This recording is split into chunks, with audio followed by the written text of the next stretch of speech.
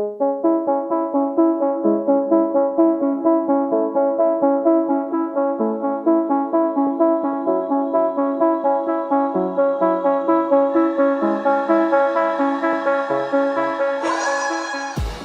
and welcome to the Blackout Podcast, where I get to talk to amazing people who do amazing things. And today I have my friend, fashion designer, business woman, awesome human being, Funmi Odeniyi, owner of MichNat Fashions. Thanks for coming to the podcast today. Thank you so much for having me. So I remember seeing your the outfit you make on Instagram. I'm like, oh my God, because it's great, I mean, being Nigerian, understanding the fashion and understanding the amount of work that goes into making what you do. I was like, I need to talk to this person. So first off, thanks for accepting my invitation. But how did the MichNat fashion story begin? So it started a long time ago. I grew up loving fashion, but my parents didn't want me to do like anything that is related to fashion because they felt I could do something better.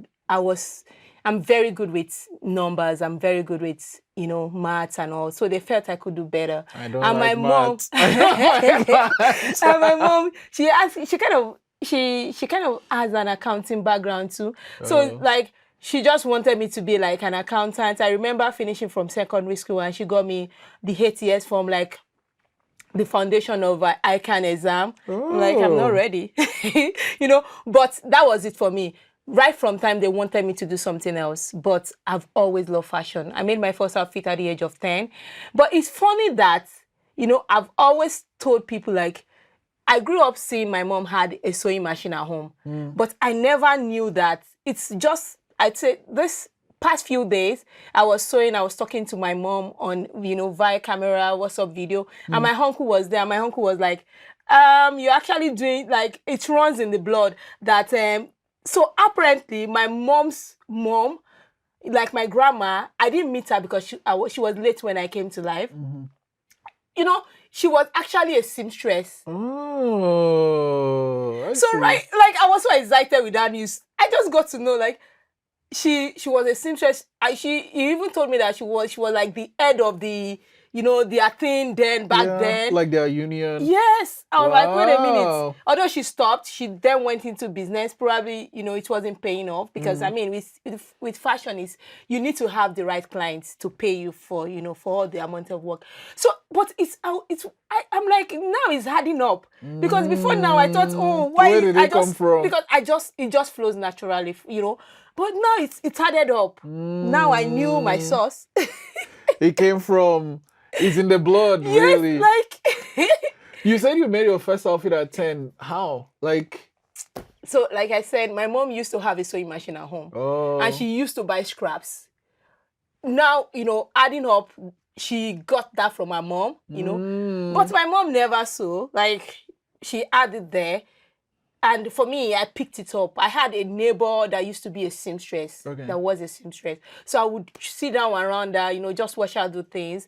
My first outfit was a spaghetti top, more like a kind of tank top with an handkerchief skirt. I love the skirt so much. So yeah, that was how it started for me. And I started making things basically for myself. Right. I remember the first time someone asked me to make an outfit for her. It was a chiffon material. Chiffon is very light. It's tricky.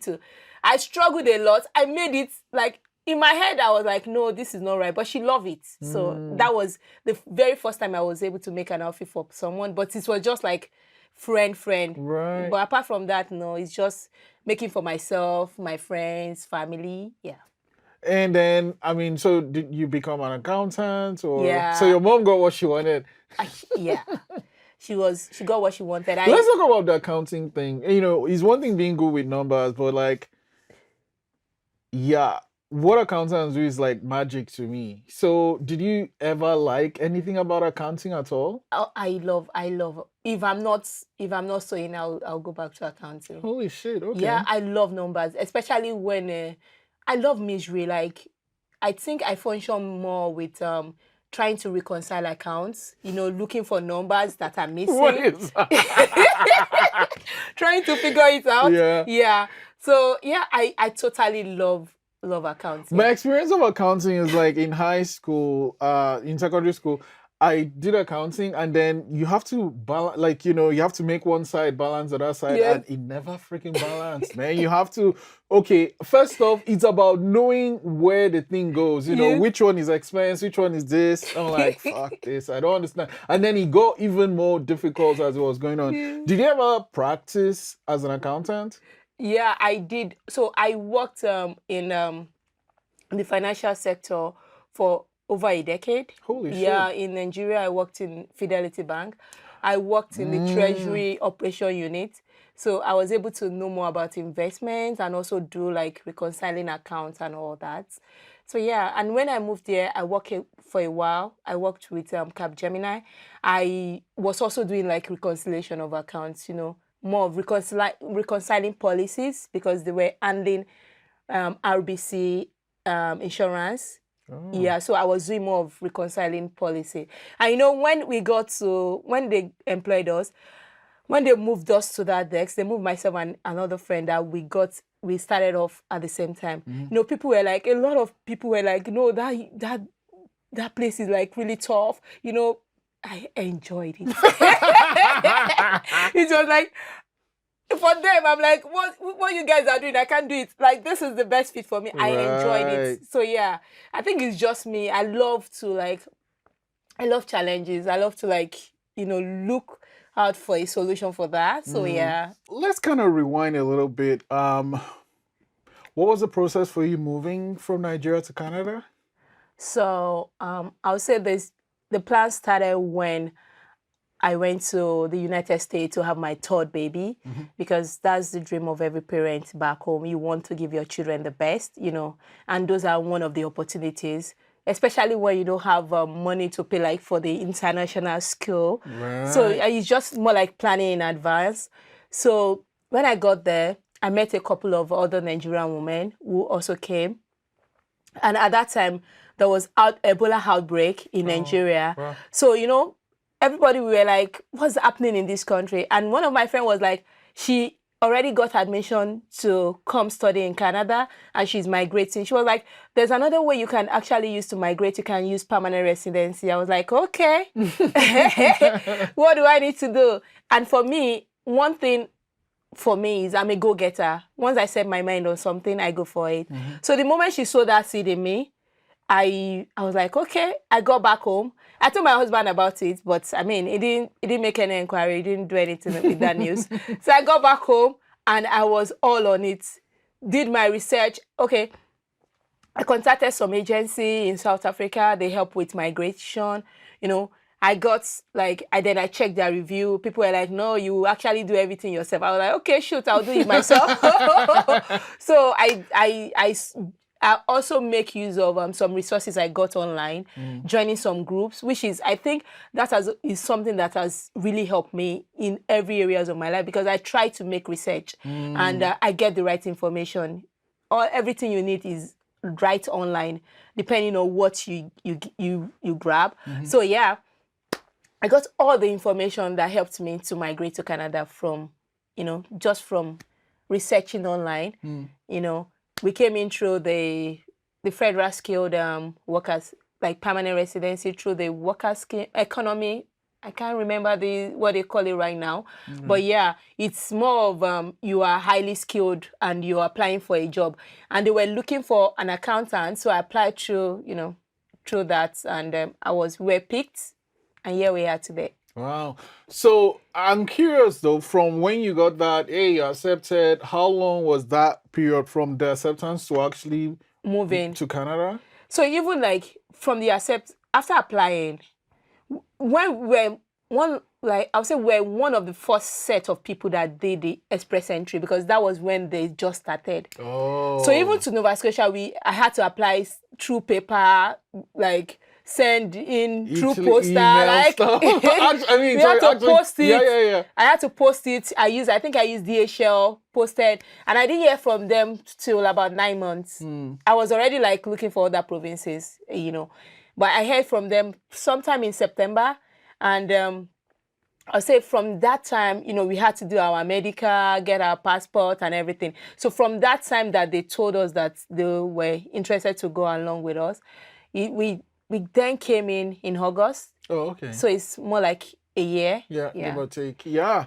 So August is still kind of warm. Yeah. Ish. Yes. But how was like, arriving here? What were some of the differences you noticed right away?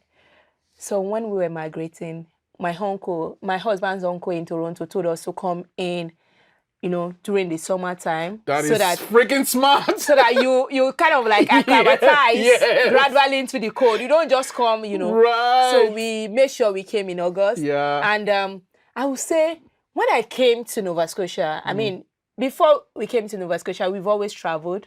That's one thing we did always ensure we travel, just for fun. But when we came to Nova Scotia, I was like, wait a minute, am I sure I took the right decision? Why? From the airport, because were you in Lagos? Have you ever seen Lagos? Yeah. I grew up in Lagos. I lived all my life in Lagos. So compare Lagos and Nova Scotia. So I was like, wait a minute. Did I take the right decision? Right. But I must say, like, I'm so happy with that decision. Like, I can call Nova Scotia home right now. But it was just surprising that this place kind of look like, it's not like the big city. Probably if I had gone to somewhere like Toronto, I'd be like, yes, this look like where I'm coming from. So yeah, that's one of the things that that was different. So one other thing was the bills. When we came in. Oh yeah. Back home, bills are like per annum, annual payments. Right. And you came here, everything is like per month. You're like, oh. I was like, yeah, I need to work, because my initial plan was, since I was migrating, leaving everything I know, I was just like, oh, this is the best time to live my dream. I've always loved fashion. So I was like, okay, I'm testing a new ground. I can actually test it with my skills. So, but I would say we landed in August, I was just like, and when you just landed, everything is kind of new. Right. I would say by August, September, October, November, December, I was like almost depressed. Oh no, why? Because I wasn't doing anything. Right. I was not prepared for the labor market, because in my mind I was like, I want to just start my business. Do you understand? I wasn't prepared for the labor market. So I had to now start learning how to like do my resume, something I would have learned back home. Do you understand? So, and I wasn't used to not doing anything. So if you're someone that is already used to being active, and all of a sudden you find yourself not doing anything, and you sit down, probably you have to babysit. I'm like, no, my life is more than this. So I was almost getting into depression. But yeah. And at that time, one thing I do also is to sew. I got a sewing machine off Kijiji, so I would just normally just sew. Yeah. And then, okay, so did you get the Cap Gemini job around that time? Yes, so I got the job in January, and I was stated to start in March. Oh, okay. Yeah. So, I mean, you have this job, you said you loved it. Obviously the fashion bug was there, but what was the final push to make you decide, okay, I'm gonna go and focus on this thing? The final push was during my maternity leave. I mean, I didn't plan to have any more children. I came here with 3 children, but yeah, God has a way of, ordering our steps. Yep. I got pregnant with my last baby, and during the maternity leave, that was when I was like, Funmi, you need to make more research. So that was when, because initially, I got in, I didn't have time to research. I was, all the changes were kind of new to me. So I wasn't like mentally ready. Right. So during the maternity leave, I was now making research. Okay, what need do I need to fill? What area am I, if I want to do fashion, what area how do I start? So I was able to make that research, and the moment I was meant to resume back to work, I just told myself, I think I resumed when I had my baby in April. So that was a year. So I resumed around March. I worked for like 6 months and I resigned in September. Yeah. What are the things you were doing to prepare to resign? Honestly, nothing. I was just say, I was just trying to like build the business. Not so. I was not, even if I say I wasn't doing any website design, because I didn't know anything about business like per se. The only thing pushing me was my passion. Right. The only thing pushing me was my passion. Of course, I was still looking out for but what I was just doing was making outfits, just doing what I love. So it was the passion that pushed me, and of course, I did have some savings, so I wasn't like really scared of And I told my husband, I was like, okay, worst case, I mean, Canada is a nice place. If at all, if we can't feed, they still give us children's benefits. So I was like, we can always eat off that. But I'm happy that wasn't what eventually happened, Okay, so your research, what are some of the things you found out when you decided, okay, I'm going to start my fashion? I found out, I joined there's this program that Nova Scotia does, self-employment program, So you can either choose to do it with seed, or you choose to do it with CBDC. Okay. So I went with CBDC. Seed didn't take me at one point because at that time I was still working. So they were like, no, you need to be off work. So at the time I reapplied, I just went to CBDC because at that time we moved to that month, and CBDC seed was like kind of far. So I was just like, okay, I did with CBDC. And I was also like very constant on social media. The normal me, I'm not a social media person, but I was constant on trying to like know about, connect with people. And while doing my research, I connected with a lady. She actually organized a fashion show for Dow. I reached out to her. I was like, hi, I am thinking of starting my business. So I kind of make inquiry about fashion show because I know fashion is visual. People need to see it to buy it. So one of the things I was planning to do was fashion show, even though it's not something I've done before. But in my head, I'm just like, people need to see it. So, and it was so unfortunate that the fashion show was planned for 2020, and that was when COVID. I mean, we got the place we were going to use and everything, but then COVID, the place we were going to use, they were like, sorry, this can't hold. So that was it for me.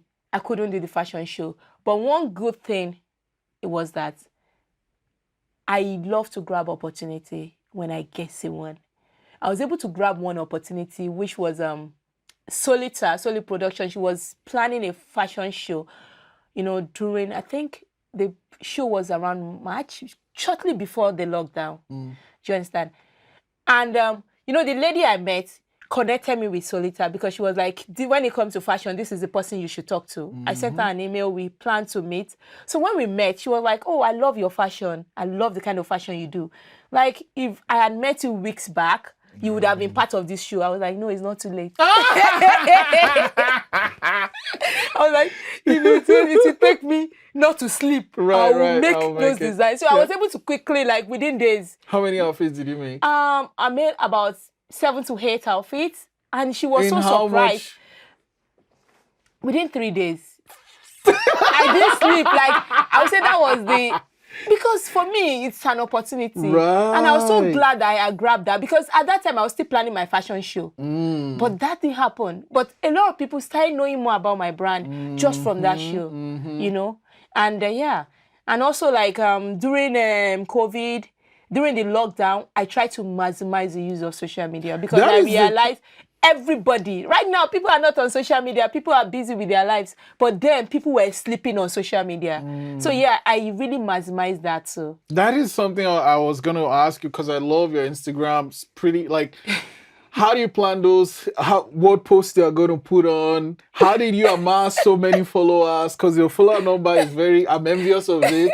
So let's talk about your Instagram. I love it. So, when I started, I also I make research. I reach out to people that are in the field. That like I know of. There's this my husband's friend. They did their masters together. She's in Toronto. I love her post. I reached out to her. I'm like, can you please help me, like, audit my Instagram? For me, like I just reach out anyhow. Like the worst I will get is a no. So I reached out. She told me, she gave me some tips, and that's what I do. I keep reaching out to people, different people. They give me tips. Oh, this is how to do it better. Even people that make clothes, I reach out to them. Like people that make clothes in Nigeria, I reach out to them. Okay, well, how do I engage people? So all those lessons are things I put into play. For my posts, I just post as it comes to mind. But this year, I decided to be more strategic, because it's stressful. When you're thinking, like, I'm sewing right now, I'm thinking, oh, Funmi, you need to post. Funmi, you need to post. That can take like hours because I'm thinking of what to post. So right now, I have decided to be more strategic. I kind of have where I write or store my inspiration. Right. And I've decided that, okay, Sundays I go to church. Okay, I do makeup on Sundays because on a normal day, when you are sewing, you don't have time you don't have time to look good. So it's always a struggle. I think that's also part of the struggle because you've not done your makeup and you need to do video and you want to put yourself out there. And I always love to put myself out there because people connect more with you. That's the way people are, like, they are more emotional. They connect more with you as a maker. I mean, I use models, but yeah. So right now, I plan it ahead of time and just make it work. Okay, let's go back to that COVID time. I know COVID was kind of a boon for you because your Instagram blew up and then people started knowing more about you. But what are some of the things you did during that period to actually cope with the not going out part? So one of the things I did was just be myself. There are times that during COVID, my husband lost his job. Do you understand? But what were we doing? We're doing like skip the dishes. And when we go for skip the dishes, I will have my outfit in the car. Right. Do my video anywhere. So I was always like ready to get content. So, and there was this time I posted one of the skirts. And one lady, she's actually like really like a big influencer right here in Nova Scotia. She's Caucasian. She got the skirt and she got a skirt made from me. And, I packaged the skirt, sent it to her. I was happy, my first sales and, through my DM.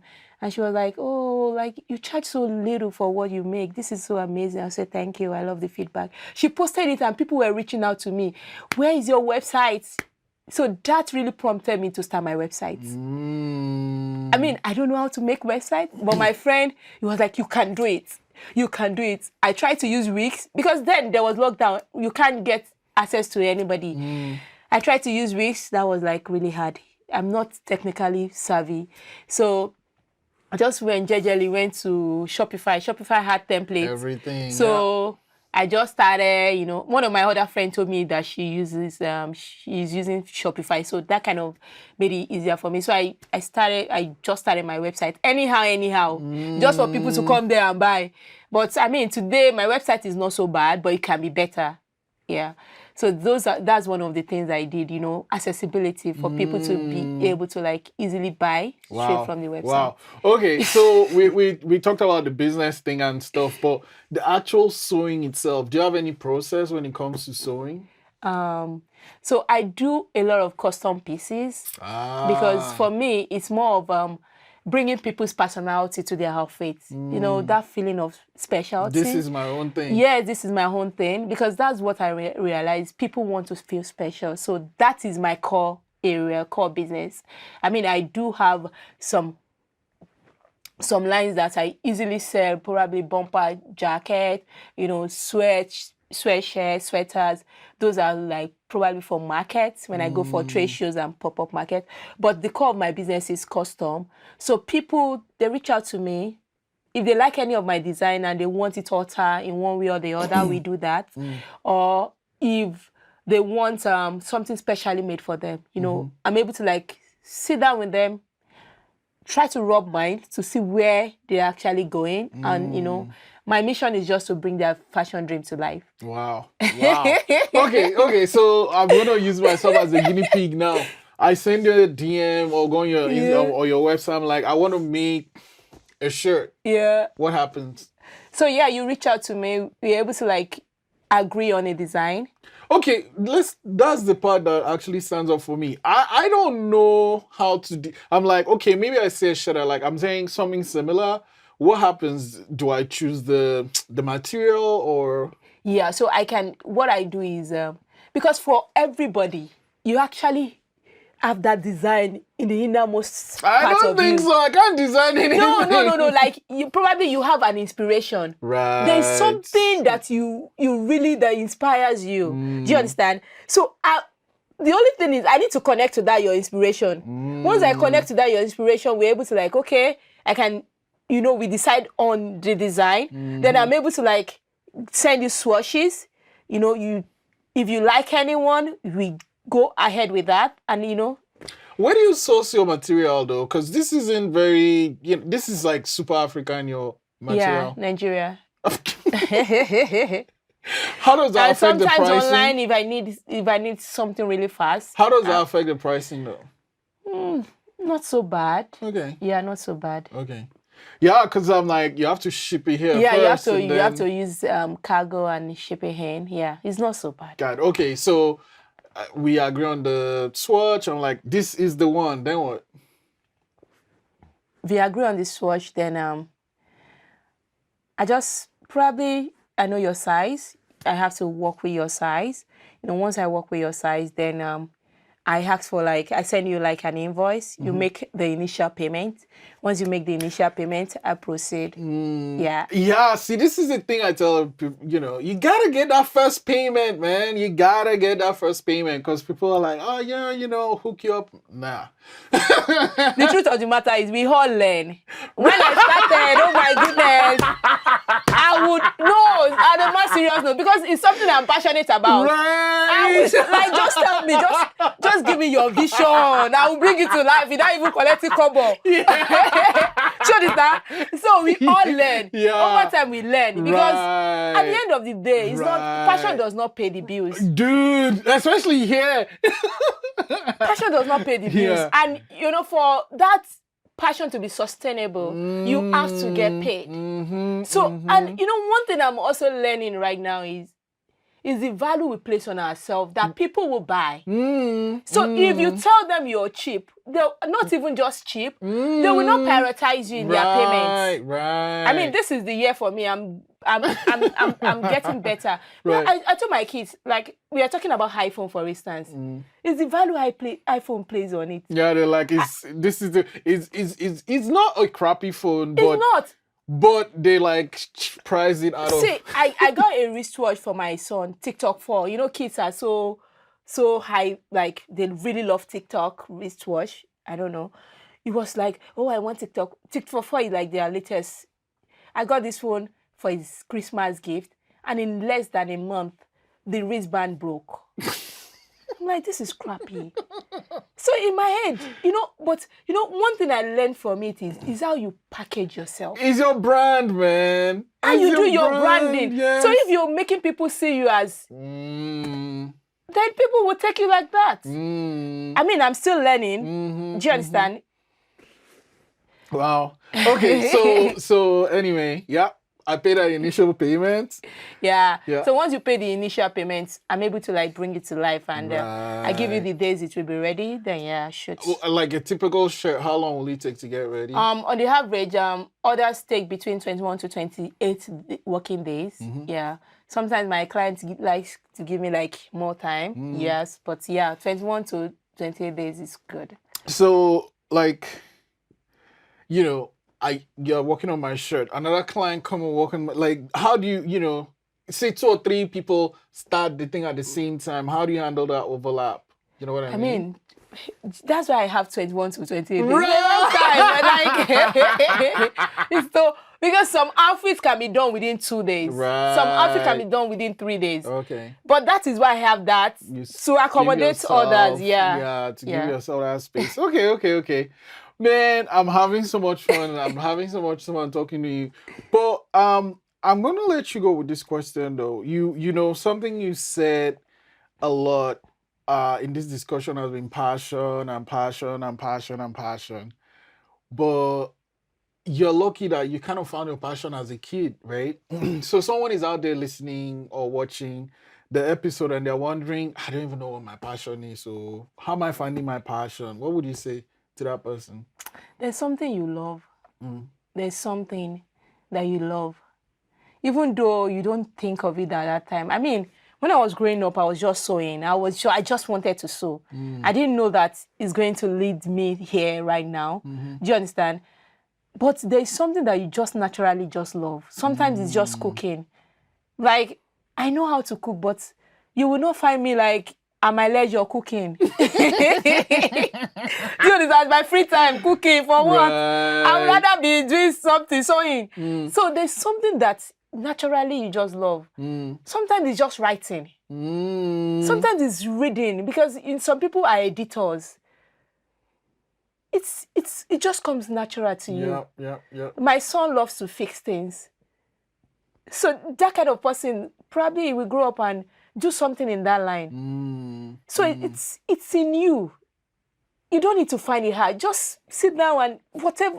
You just see, like, when you're doing it, you're happy, you're excited. Right. Yeah. Right. Funmi, thank you so much for sharing your knowledge. And I'm going to reach out to you because I know I want to share for sure. Yeah. Thank you so much for coming today. Thank you so much for having me. It's so fun talking to you. I mean, the time is so short, but yeah, it's so fun. Okay, I'm going to have you come back. Yes. I'm going to have you come back. Yes.